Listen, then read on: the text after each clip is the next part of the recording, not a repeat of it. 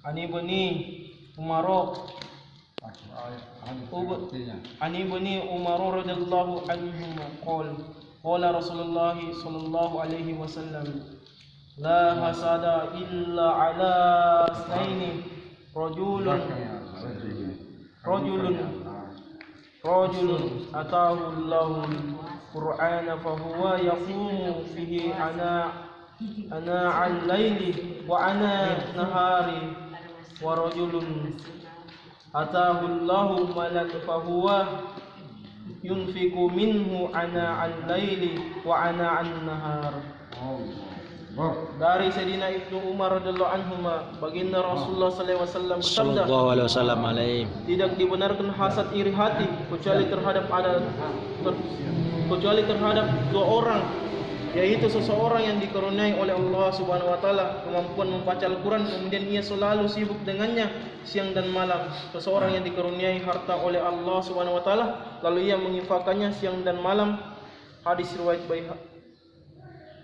Hadis riwayat Bukhari, Tirmizi dan Nasai. Faedah: secara umum banyak disebutkan di dalam Al-Quran dan hadis tentang keburukan hasad yang hukumnya mutlak dilarang. Sedangkan menurut hadis di atas ada dua jenis orang yang kita diperbolehkan hasad kepadanya. Karena terdapat sungguh banyak riwayat mengenai hadis di atas, maka para ulama menjelaskan maksud hasad dalam hadis ini dengan dua penafsiran. Pertama, hasad dengan makna risik yang dalam bahasa Arab disebut ghibah, keinginan. Adapun perbedaan antara hasad dan ghibah sebagai berikut.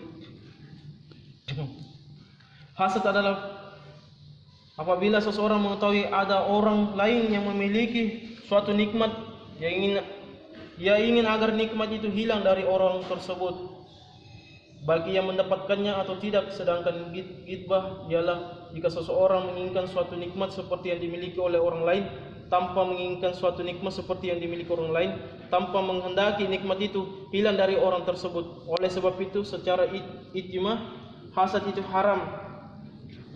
haram.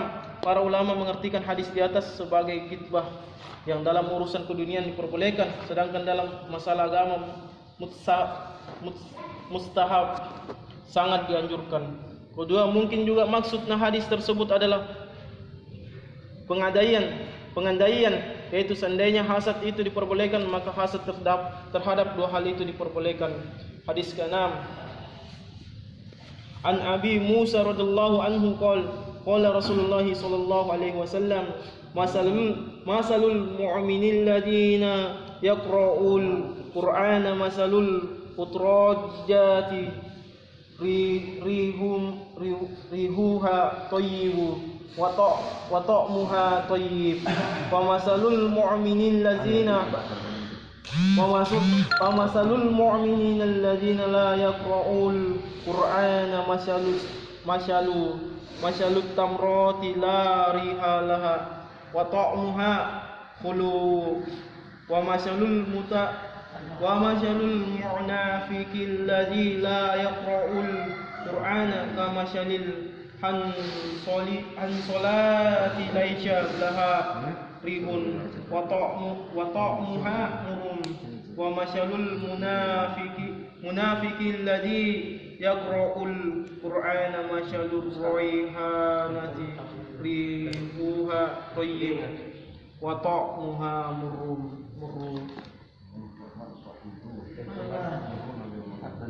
Dari Sayyidina Abu Musa radhiyallahu anhu, baginda Rasulullah sallallahu alaihi wasallam bersabda, perumpamaan orang mukmin yang membaca Al-Quran bagai jeruk, baunya harum dan rasanya enak.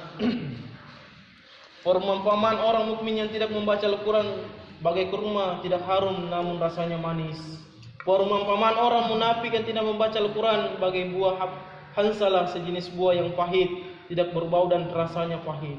Perumpamaan orang munafik yang membaca Al-Quran bagai bunga, baunya harum tetapi rasanya pahit. Hadis riwayat Bukhari, Muslim, Nasai dan Ibnu Majah. Faedah: